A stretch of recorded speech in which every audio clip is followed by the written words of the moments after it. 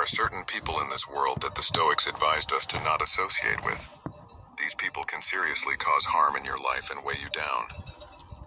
In this video today, we will list 15 types of people Stoicism warns us about. Also, if you notice there are people in your life right now demonstrating these behaviors, remove these people from your life immediately. Before we start this video, I would like to say thank you for watching and don't forget to like. And if you are watching this and not subscribed, make sure you subscribe and hit the bell for more life-changing Stoic content. Number 1. The flatterer. One type of toxic person Stoics warn us about is the flatterer. This is someone who showers us with insincere praise and compliments, not because they truly admire us, but because they want something from us. They have an ulterior motive in gaining our favor through excessive flattery. The Stoics advise us to be wary of flatterers and see through their efforts to manipulate us through false praise. A sincere compliment is one thing, but when someone piles on the accolades to an unrealistic degree, they likely have an agenda. The flatterer may be trying to get on our good side in order to ask for a favor, gain power or influence through our approval, or simply stroke their own ego by winning our admiration. Whatever the flatterer's aim, their excessive praise is just a means to an end for themselves, not a genuine reflection of our merits. The Stoics warn us not to be taken in by these tactics. We should question the motivations behind any over-the-top flattery, and be cautious about putting too much stock in the flatterer's words, or giving them what they want. Insincere praise does us no good. The wise course is to see through the flattery to discern the flatterer's true intentions. Number 2. The greedy. Another toxic personality type the Stoics warn us to be wary of is the greedy. These are individuals consumed by material desires and the pursuit of wealth. Their insatiable avarice clouds their judgment and character. For the greedy, accumulating money, possessions, and status symbols is the primary driver in life. They constantly crave more, never feeling they have enough. Even if they are already rich, their greed knows no bounds.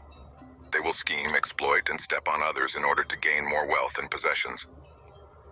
The greedy see life as a zero-sum game where more for them means less for everyone else. They are unwilling to share because they want everything for themselves. Their greed also makes them profoundly insecure. No amount of wealth is ever enough to satisfy them. The Stoics recognize that greed stems from a mindset of scarcity. The greedy are never content because they always feel they lack something. This destroys their peace of mind and integrity. The Stoics advise us not to be consumed by greed. There is great freedom in being satisfied with having enough and focusing on things of true value, character, wisdom, and serenity. The greedy have a distorted set of priorities, chasing money and possessions over virtue and tranquility. Their judgment is compromised by endless cravings. The Stoics warn us not to emulate the greedy or envy their wealth.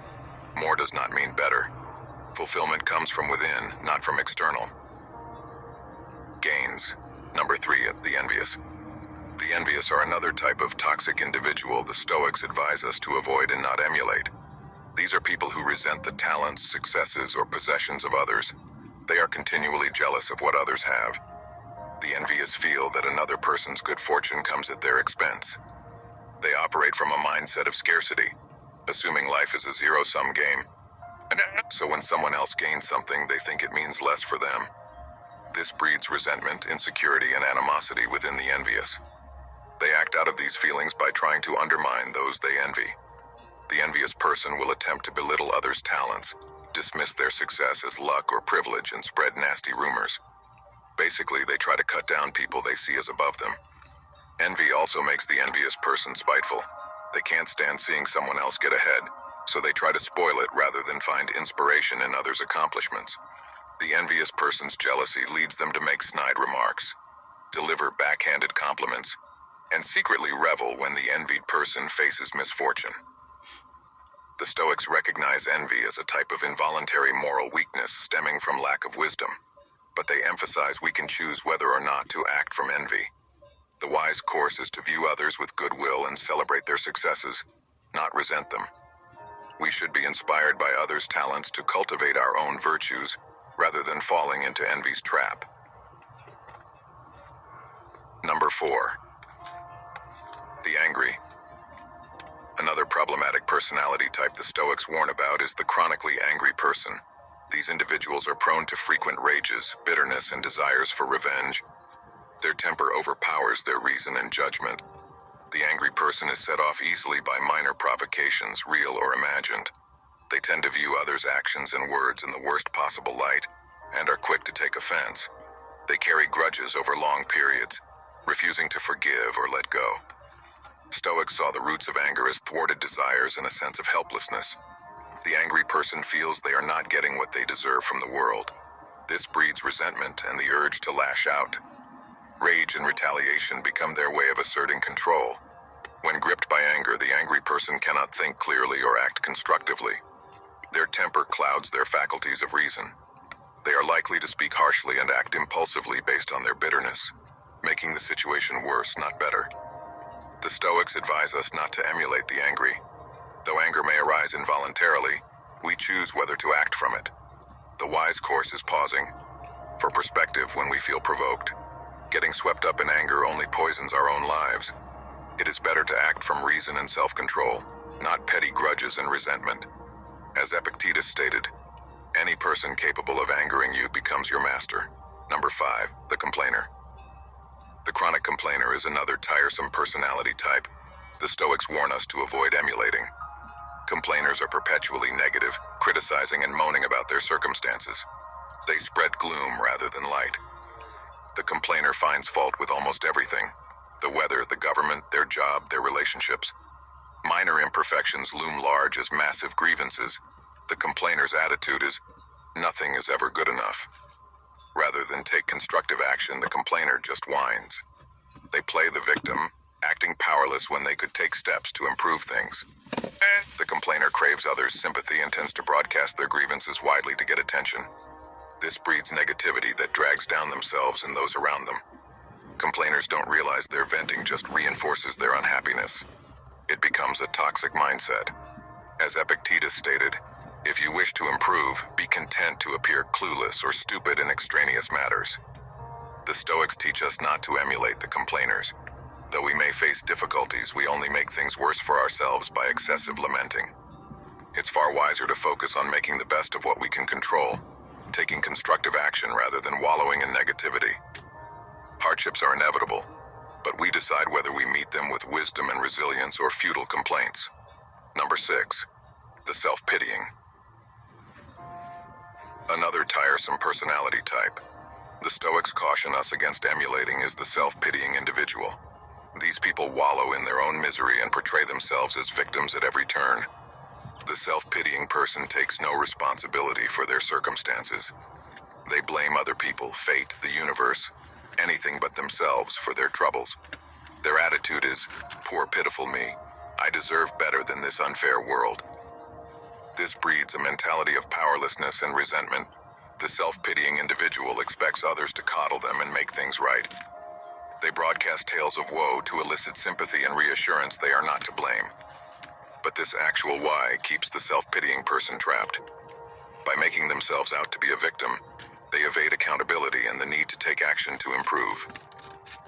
Their self-absorption crowds out compassion for what others may be dealing with. The Stoics warn us against the mindset of self-pity. They advise taking a balanced view of life's ups and downs rather than wallowing when faced with adversity.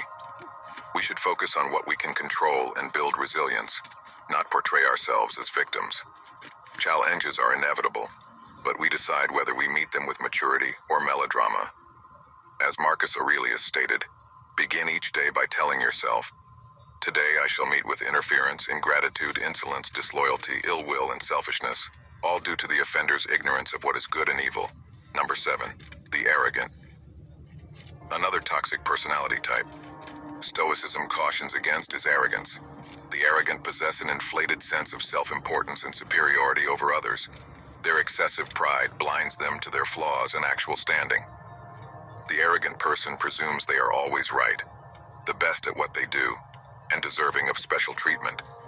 They are convinced of their superior talents, intelligence, status, and entitlements. This leads them to talk down to others and view advice or criticism as beneath them. An arrogant attitude breeds intolerance, disrespect, and hostility towards those deemed lower. The arrogant individual is unable to recognize their mistakes or limitations because that would shatter their grandiose self-image. Their pride leaves no room for humility or self-reflection. This makes the arrogant unteachable. They reject useful feedback that would help them improve or show consideration. They also have trouble forming genuine connections, since relating as an equal does not satisfy their need for dominance and recognition. The Stoics warn against the folly of arrogance. They advise cultivating humility and recognizing our human fallibility. Pride should come from living virtuously, not inflating our own importance. As Marcus Aurelius stated, "You have no right to pass judgment on others at all. Their natures are the ones responsible. Their dispositions have become as they are under compulsion of character and necessity." Number 8. The selfish. Another problematic personality type discussed in Stoic teachings is the selfish individual. These people prioritize their own interests above all else and lack consideration for how their actions impact others. The selfish person tends to view everything in terms of, "What's in it for me?" Their main decision-making calculus is how they can personally benefit. They pursue their own agenda without weighing collateral effects on others. This leads the selfish person to take advantage of people, ignore others' needs, break promises, and shirk duties that do not immediately serve them. They see no issue with benefiting at others' expense. Their excessive self-interest blinds them to their social obligations. This creates a reputation for untrustworthiness and disloyalty. The selfish individual may achieve short-term gains but loses relationships and respect over the long run. Their cynicism and exploitation breed conflict and isolation. They fail to experience the fulfillment of mutual care and support. The Stoics caution that selfishness is ultimately a hollow path. We are social creatures meant to live in harmony, not conflict. Seeking to elevate others brings more meaning than elevating only oneself. As Marcus Aurelius stated, "What brings a person tranquility is to do what's right and to be focused on the well-being of his fellow man." Number 9. The stubborn.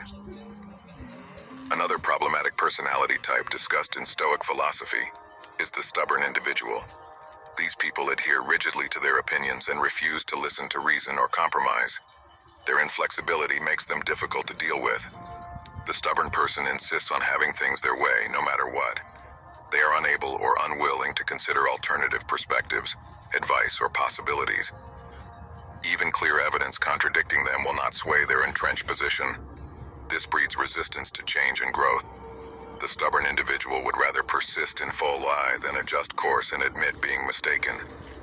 Adopting a more thoughtful approach would require opening their mind instead of clinging stubbornly to assumptions. Their rigid fixity also keeps the stubborn person from accommodating others' needs in relationships and collaborations. Everything becomes a power struggle rather than a mutual exchange.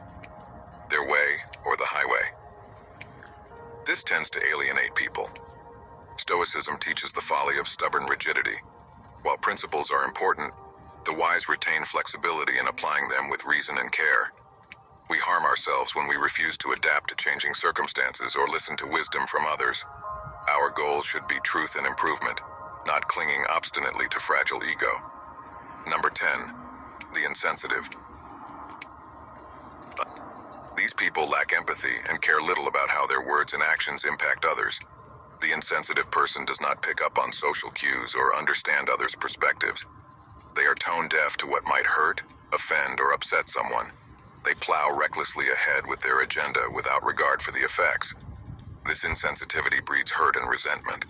The insensitive person leaves a wake of bruised feelings, anger, and people who feel devalued.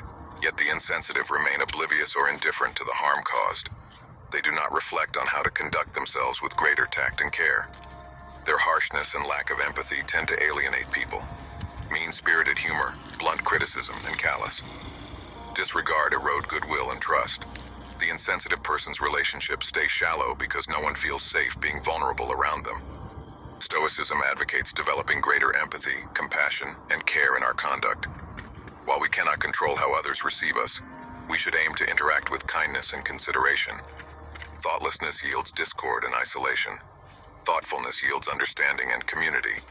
As Marcus Aurelius stated, a wrongdoer is often unaware that he is doing wrong. Number 11. The cynical. Another toxic personality type discussed in Stoic philosophy is the cynic. Cynical people dismiss sincerity, idealism, and goodness as gullible or foolish. Their reflexive skepticism poisons hope and erodes community. The cynic assumes the worst of people's motives in anything positive. They are scornful of virtues like honesty, compassion, and altruism, believing no one genuinely upholds such principles. The cynic's default is derision and distrust. This cynical posture stems from disappointment and protects their ego. If they reject virtue as real, the cynic avoids feeling naive for believing in goodness or let down when it fails. Yet their skepticism becomes a self-fulfilling prophecy, pushing people away and degrading what they doubt. The cynic's caustic remarks and hair-trigger doubt tend to alienate others. Their derisive humor and refusal to believe the best corrode human connections. Beneath their protective scorn lies sadness about the good they feel cheated of. Stoicism teaches that while evil exists, we must retain faith in our collective potential for virtue and goodness. Cynicism is corrosive. It saps our power to improve society. Though disappointed, we must remain open to sincerity and work together to increase justice and compassion in the world. As Marcus Aurelius stated, when you wake up in the morning, tell yourself, the people I deal with today will be meddling, ungrateful, arrogant, dishonest, jealous, and surly. Number 12. The manipulative. Another toxic personality type discussed in Stoic teachings is the manipulator. Manipulators exploit and deceive others for personal gain. Their duplicity makes them untrustworthy. The manipulative person treats interactions like chess games to strategize advantage for themselves. They plot how to play people against each other, twist situations to their benefit, gain influence through false alliances, and coerce outcomes in their favor. This ruthless calculus makes the manipulator cunning but untrustworthy. They cultivate a facade of goodwill and sincerity, but it masks their self-serving agenda. The manipulator forms bonds superficially, dropping people once they lose usefulness. Their motives always override connection. This exploitative approach to relationships inevitably backfires. The manipulator may achieve some short-term victories through cunning schemes, but their deceitfulness and betrayal of confidences catch up with them. People come to see through the manipulator's two-faced charade and refuse to be used any longer. The Stoics recognize that deceit and exploitation ultimately fail and isolate the perpetrator. Treating others with sincerity and respect, seeing them as fellow humans deserving of dignity, not pawns, is the only ethical and prudent way. Manipulation can never breed true cooperation. Number 13. The reckless. Another problematic personality type discussed in Stoic teachings is the reckless individual. Reckless people take unnecessary risks and fail to consider the consequences of their actions. Their carelessness endangers themselves and others. The reckless person loves courting danger and pushing limits with little forethought. They get a thrill from taking foolish gambles, ignoring warning signs, and engaging in hazardous behavior without precautions. They seem to believe the rules don't fully apply to them. This recklessness breeds disaster down the line. The reckless person leaves a wake of crises that could have easily been avoided with prudence and self-control. Their lack of discipline impacts not just themselves but all those affected by their poor choices. Yet even when their recklessness causes harm, the reckless individual fails to learn. They rationalize away mistakes, avoid accountability, and continue blindly indulging their whims. They fail to cultivate wisdom by reflecting on their errors. Stoicism stresses living rational why, not recklessly. While courage has its place, true bravery tempers boldness with reason to produce virtue, not hazard. Recklessness benefits no one in the end. We have duties to ourselves and others to show disciplined self-control, face consequences, and learn from mistakes. As Seneca stated, nothing is more dishonorable than rashness. Number 14. The unprincipled. Another problematic personality type discussed in Stoic philosophy is the unprincipled individual. These people lack integrity and moral standards. They will go to unethical lengths to get what they want. The unprincipled person does not feel bound by concepts of right and wrong. They are willing to lie, cheat, steal, betray, break promises, and harm others in pursuit of their ambitions. The end always justifies the means in their calculus. This creates an anything-goes mentality. The unprincipled person follows no inner sense of ethics or conscience. They have no trouble deceiving those who trust them or exploiting people's weaknesses for gain. Other people are just obstacles or tools. This unscrupulous approach inevitably backfires. The unprincipled person becomes untrustworthy and despised once their duplicity emerges. They leave a trail of disillusionment and lives damaged by their unethical actions. Any achievements they gain prove hollow. Stoicism stresses that pursuing virtue and noble purposes is the only path to true success. While worldly ambitions come and go, moral integrity endures. We must be willing to lose everything external before sacrificing inner principles. In the end, the unprincipled have nothing of lasting worth. As Marcus Aurelius stated, a branch cut away from the branch beside it is simultaneously cut away from the whole tree. Number 15. The vicious. The final toxic personality type Stoicism warns about is the vicious individual. These malicious people take pleasure in cruelty, domination, and causing harm to others. Their callousness makes them profoundly dangerous. The vicious person sees compassion as weakness and derives satisfaction from inflicting pain. They are bullies who terrorize the vulnerable to assert power, or they subtly torment their targets mentally and emotionally. Their aggression covers deep sadism and insecurity. This active destructiveness poisons the vicious person's relationships and community. Their cruelty and exploitation of the weak breed fear and distrust. They leave trauma and despair in their wake. Their malice is an illness of the soul contagious to all they contact. Stoicism stresses that as social beings, our fates are intertwined. Harming others ultimately harms ourselves. We must vigorously resist the lure of gratuitous cruelty, which destroys human dignity and bonds. True strength comes from uplifting others through empathy and care. The vicious pose a grave threat when in positions of power. Stoicism calls on us to renounce and check those who revel in causing harm. A healthy society allows no room for malice. As Marcus Aurelius stated, to harm others is to harm yourself. The vicious may seem to gain temporarily through evil, but they lose their humanity in the process. If you're listening to this, thank you for staying till the end. If you feel any of these Stoic lessons resonated with you today, feel free to start a Stoic discussion in the comments. I welcome Stoic discussions as they are what the great Stoics like Marcus Aurelius and Seneca advised for.